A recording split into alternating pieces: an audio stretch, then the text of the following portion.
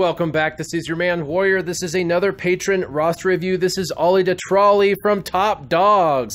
All right, now he wants to know a little bit about basic hat teams, the heroic AAT teams, and ships. He did not ask about an overall gearing list or arena, but I am going to touch just really quick on arena, and then your gearing list is going to kind of come from who you should be working on for the heroic AAT and or ship pilots that you may want to work on for ships. So as far as your arena team, it looks good. You're doing fine, but if you want to kind of get into that top 100, I would actually put Rex as the lead. I know that that's kind of placated, like everybody does this, but I would definitely recommend putting Rex into the lead, and you've got him gear 11, so that's awesome. I would definitely recommend that, and then you can pair him up, of course, with Chirrut and Baze, which you have 3 stars of both, and they're both viable at 3 stars as long as they're together. And you have them gear 7, and they're both 1 piece away from gear 8. When you get them to gear 9, they start to become arena viable. So really, you have 7 pieces of gear for each of them. That's about 14 pieces of gear. That is a lot of gear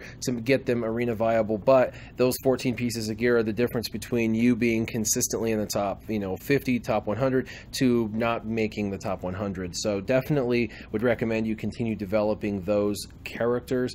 And then of course you could pair those individuals up with your existing Wedge and Biggs.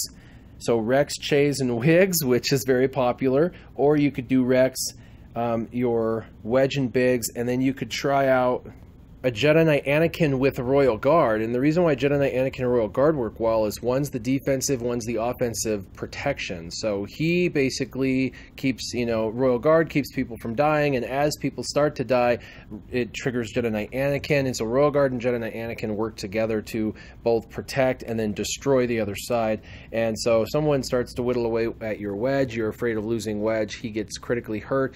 Royal Guard taunts, which then prevents them from killing your Wedge. Wedge then gains life, but it doesn't stop Jedi Knight Anakin from getting his extra turn with an extra 100% damage on that. And then it's back to square one for them. And then they get him under 50% life, and Royal Guard taunts again, and Jedi Knight Anakin gets to go again. It's kind of a vicious cycle. So really fun teams in arena. Rex lead. You could either do Rex, Chase, and Wiggs, or you could do Rex, Jedi Knight Anakin, Royal Guard, and then your Wedge and Biggs that you're using. Just some thoughts in arena. Thought that would be pretty fun.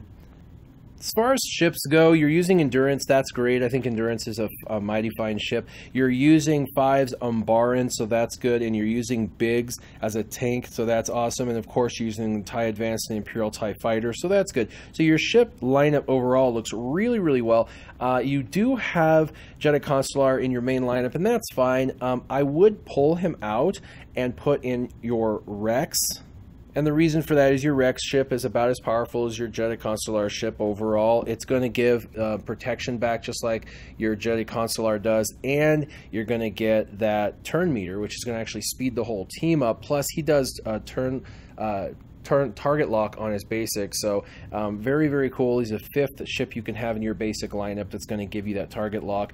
And then in your backup for now, I would then have Slave 1 because he's going to have that AoE, and you want to make sure when he comes in he gets to use it. I would then use your Wedge Antilles, and I would then also use your Jedi Consular. But I would recommend getting both the ship and Darth Maul leveled up because you definitely want to use him in your initial lineup, and you can replace Rex with Darth Maul, and this would be awesome. Right now, he's squishy enough. He's probably not going to last, but I would definitely put him on #1 priority for ships. This is who you should be gearing, and hopefully with the tweak to add Rex in your entry lineup and then eventually replace him with Scimitar, hopefully that'll take you to the next level. Make sure you're focusing on all your ship pilots that you're using, as well as the ships, continuing to farm them to get them to 7 stars. As far as heroic AAT goes, I'm going to give you some very similar teams that you've probably heard 1,000 times with all my other, but they work, and that's why they're good. You are completely and utterly free to play, and so because of that, you're not going to have the depth of roster that some other people that spend money are going to have, and so there's going to be some go-to teams for free to play, and that is Jedi. You've got Qui-Gon Jinn, and so that is probably going to be one of the better leaders, and the reason for that too is one of your first Zetas ever got put onto him, and so you've got him as a great leader, and he's going to help create the durability you need for that team. You also have Yoda, Jedi Knight Anakin, Ayla Secura and Ahsoka Tano, I would definitely use them. The only character that you might want to bring up so that way you could do more damage is going to be Ezra Bridger. He is farmable. He's at 5 stars, gear 7, and so you could continue to develop him. I would put him in your to gear list on the side. For phase 2, you could always do droids in the Jawa combo because you have them all 7-star and kind of geared up a little bit, but you also, I noticed, have resistance. Now, resistance, it's funny. You can have a resistance team in phase 3 that doesn't have the Zeta or Omegas and is gear 9 or 10, and you can get like 250 to 300,000, and that's not horrible. I mean, that's a contribution to the team, right, in phase 2, but just adding the Omegas, a Zeta onto, onto Finn's leadership, and then getting them up to gear 10 and adding some decent speed mods on them, all of a sudden you're in the 1.5 to 2 million range, and then eventually when you get them maxed out, you're getting over 3 million. So it's amazing how high and how fast these things can go. Since you've already got them all at gear 8 or above, all of these guys are at gear 8, 7-star. My recommendation for phase 2 is to just continue to go all in on this resistance team. You will continue to see as you develop them more, you'll learn them better, you'll learn how their strategy works, and you're going to continue to get better and better damage in phase 2. Initially, when you try them out, you're going to go, meh, they're not so good, but that is only because they're gear 8, and that is only because you don't have all of their abilities maxed out with Zetas and things like that, and Omegas. And so this would be the team I'd recommend for phase 2. I do believe it's going to be your long-term team for that. For phase 3, it's the only one that I kind of say you're not really ready for quite yet, and that's just because you don't have Chief Chirpa 7 stars. All you do have him 5-star, so that is good. But you have him 5-star, get him to 7-star. He will become your leader. It's a really good go-to team for a decent amount, 600,000 to 1 million damage, and so I highly recommend this team. Obviously, at gear 8, you're going to have to get him up higher than that, and you're going to have to get him to 7 stars. Of course, you pair him up with Emperor Palpatine, who you have gear 10, Emperor Palpatine, and you have Royal Guard at gear 10. So those two characters will work great. If you need a little more damage, you could add TIE Fighter Pilot, or you could just add 2 more tanks, which is highly recommended. Since I recommended 3 tanks, you have Royal Guard to gear 10 and Stormtrooper Han to gear 10. Those would be the first 2 that I would recommend. You could put a 3rd tank in here, such as 5s or K2SO, or you could start to gear up your Sunfac a little higher because he's only gear 8 as well. So Sunfac, K2SO, 5s, there's a bunch of options. K2SO and Sunfac are both fun. K2SO because he's disruptive with his taunt. He's constantly taking the heat off of your team due to his retribution and his countering. And Sunfac because he's just an excellent tank in this area, and has the highest protection of any tank in the game. Sunfac does. So if you're looking for a really tanky tank for phase 3, and really that's what people are looking for, Sunfac fits the bill the best.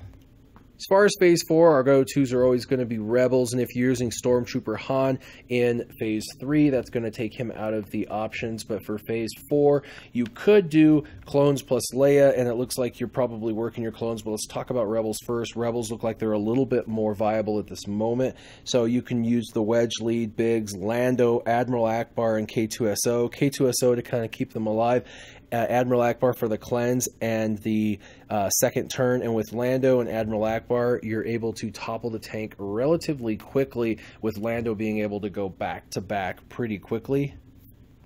And then obviously I mentioned clones, and you could do like a clones plus Leia combo in phase 4. And since you have a good resistance team for phase 2, phase 4 could be taken over by the clones. So I would definitely recommend continuing these guys. Now you're going, man, I've got resistance to worry about and clones to worry about, and they're all gear 8, and how am I going to do this? And you mentioned a couple other people in Arena that are gear 8, and even a couple people I don't have, blah, blah, blah. Yes, your gearing priority, your farming priority list, it's going to be massive. It's going to be like 20 people. So you've got to kind of focus section at a time. You've got to decide, do I want to finish phase 2 first, or do I want to finish phase 4 first? Whichever you decide, I want to do phase 2 characters, then do phase 2 characters and ignore the other 3 phases for now. Put them in a priority list of, I'm going to do phase 2 team, then I'm going to do phase 3 team, then I'm going to do phase 4, or so on and so forth. The 2 teams I would prioritize higher than any other would be your resistance and your clones, and that's because they both, when maxed out, will do the most damage in the raid, and so you'll get the most contribution, which will put you the highest, getting you the best rewards. And so for your team's benefit and for your own benefit, I highly recommend you finishing off clones and resistance. If it was me, I would do clones first because you have Rex gear 11 already. So you're already gotten clone sergeant 7-star gear 9, and that is a free-to-play grind. And then all you've got left is clone sergeant to gear 10, 5s, Echo, and Cody. And you really want them to gear 10 minimum. With good mods, you want your Cody really fast and Leia really fast, and until you get Leia where you want her, you could always use Rex in this team, but definitely Leia would be a good substitution for Rex to make sure that when the tank gets toppled after it comes up, that ship overhead doesn't destroy your team. And then of course, you know, gear 10 starts to make them viable. Gear 11 would be optimal, but gear 10 is the direction I would go. And so you're getting there, you're almost to gear 9 on all these characters, and then it's only just one more level for all of them, and that's 4 you've got left. So work on the clones. That would be your phase 4. And for an overall farming, really quick, I mentioned Ezra, and I mentioned obviously the clones. I said I would want to do them first if it was me, and then I mentioned Chirrut and Baze for arena. You know, you've got them. Down here, I see Chirrut, Imwe, and Baze. I also mentioned Darth Maul for his scimitar. So you want to, he's down here. You're going to want to continue to develop him. Chirpa in phase 3, I mentioned you want to get him. And then down here, while I was looking, I also noticed you have a 3-star gear 8 Darth Nihilus. Darth Nihilus at gear 10, even 3-star, is arena viable. You'll never get to use him in the raids at 3-star, and being free to play, you're not going to probably get him 7-star anytime soon.